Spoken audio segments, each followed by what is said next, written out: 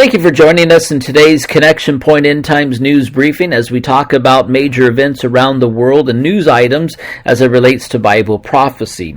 Hope you're all having a wonderful and blessed day. In today's briefing, there are several interesting headlines worth mentioning.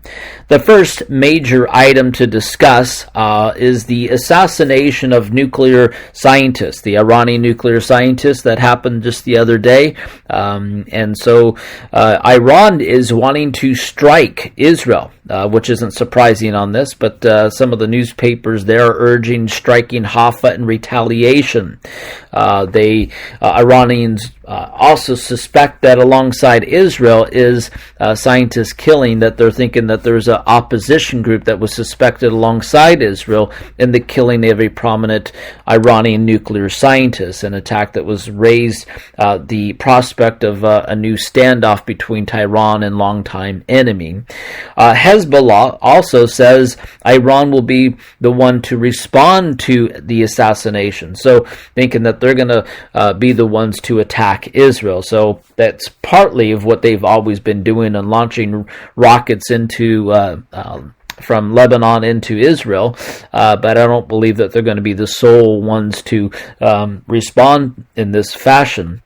And after Iran threatens retaliation, U.S. deploys aircraft carrier to Persian Gulf. So the U.S. Nimitz will be deployed and to go there to help secure and protect that region as well. So this was a strategic strike, like everything that most of what Israel does and what's specifically happening in Syria, wiping out some of the strategic warehouses where Iran is storing its weapons and other chemical weaponry as well. But this was a strategic attack on a man who was developing the nuclear program and weapon. So you taking him out of the picture, it gives Israel and the world more time before Iran will follow through with its wiping out of Israel, which we know is not going to happen, and also death to America. You know, and if Iran just pays attention what's happening in America, Iran doesn't have to do anything to kill and destroy America. That's going to happen if Biden does get in and becomes the next president. He will go ahead and wipe America out because of his progressive anti-hatred of America policies. Anyways, this major attack, this assassination, was a major shakeup in the Middle East, and tensions get more intense, much like when the Iranian general was taken out. This created a huge wave storm of tension throughout the Middle East and throughout the world.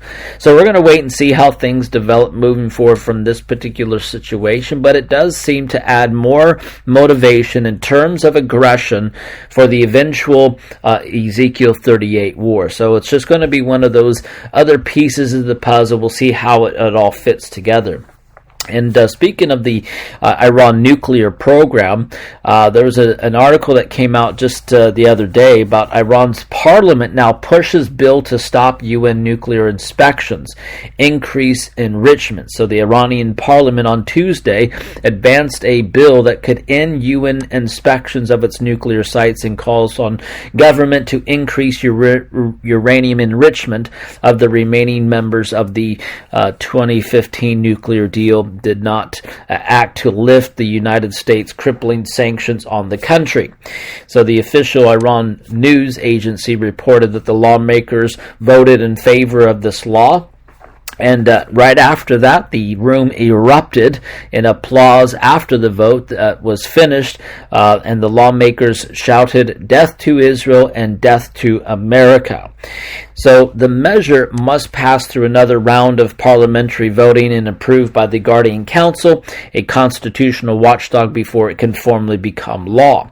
But the bill gives the remaining European signatories of the 2015 nuclear deal a deadline of 3 months to provide relief relief from oil and banking sanctions.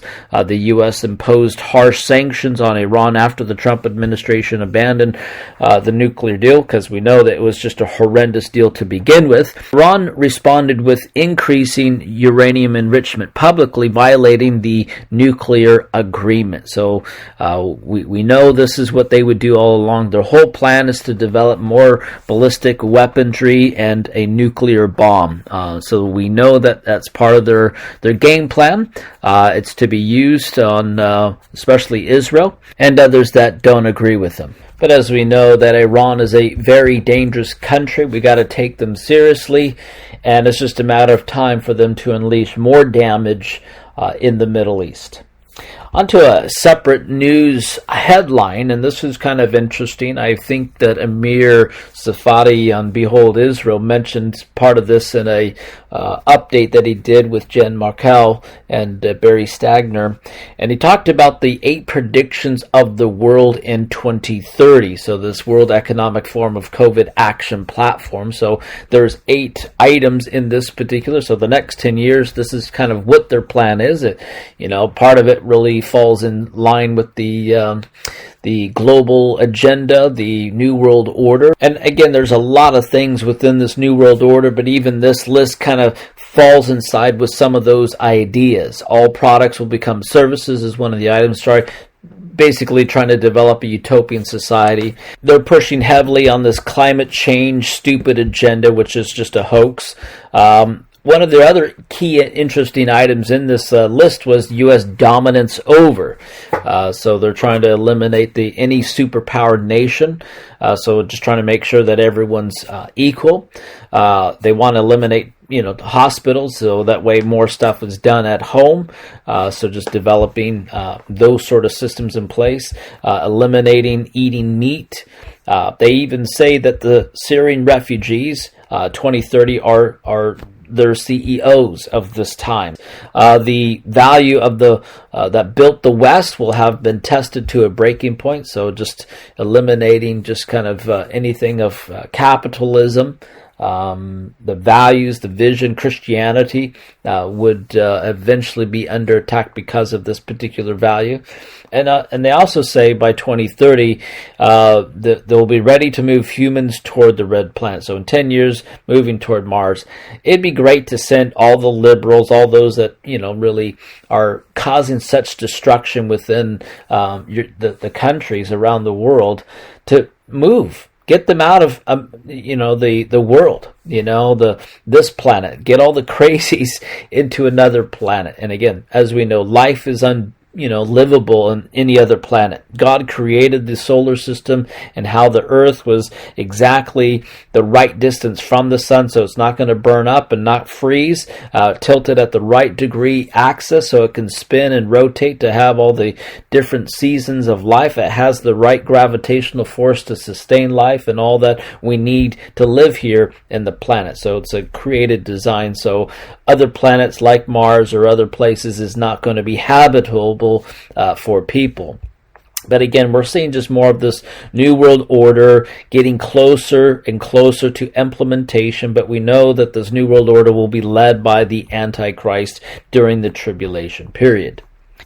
On the last item to just bring to your attention, which was information we've mentioned before about how this whole COVID death rate, again, it's not adding up. The data is not showing these number of people that are actually dying of COVID.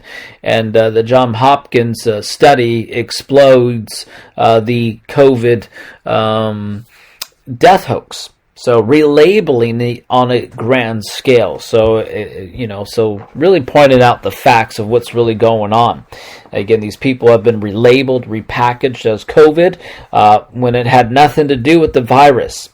People died of other complications like heart failure, pneumonia, cancer, things like that. And the list goes on.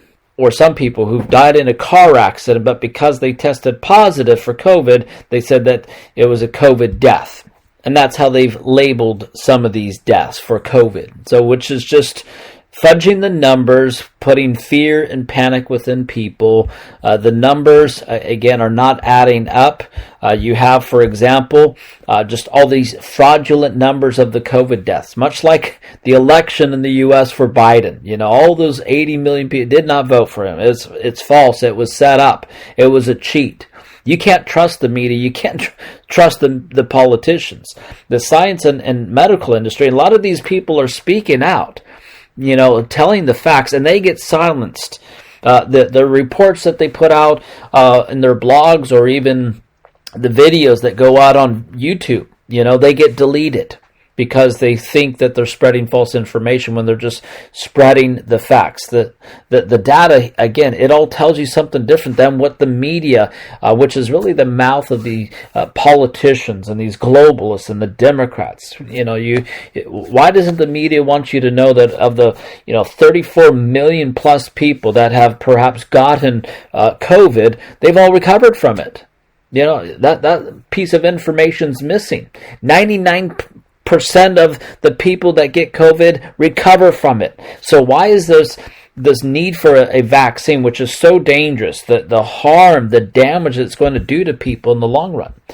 Anyways, I hope people wake up to the facts, to the reality, start questioning what's going on, what's being reported. And if the media doesn't report the facts and information, we need to do all that we can to step up and inform people. Anyways, I hope people wake up to the facts and to the reality of what's going on. And if the media doesn't report the facts and information, they try to silence the truth that's coming out, we need to do all that we can to inform as many people as possible. Again, the media reports, it's come from a very biased and skewed point of view as well. But we need to get the word out there as quickly as possible, even if social media, Twitter, Facebook, YouTube take down the information. At least the information got out as quickly as it could to as many as it could before it got silenced. And so we need to keep doing all that we can to present the facts, to expose, to shine light on these situations, whether it's COVID or election fraud or other things that are going on that is very questionable in society. But we can get all worked up about all this. Not only just talking about COVID and the lockdowns and wearing stupid masks and whatnot, but we need to do our part to be good Christians in society, to be light and salt, to be a good witness. We need to pray. We need to stay informed. We need to make a difference in our sphere of influence. And the answer for us, again, is to, keep looking to Jesus. Stay rooted and grounded in Christ. Stay in the Word. Amen? And that's it for today's update. Until next time, God bless.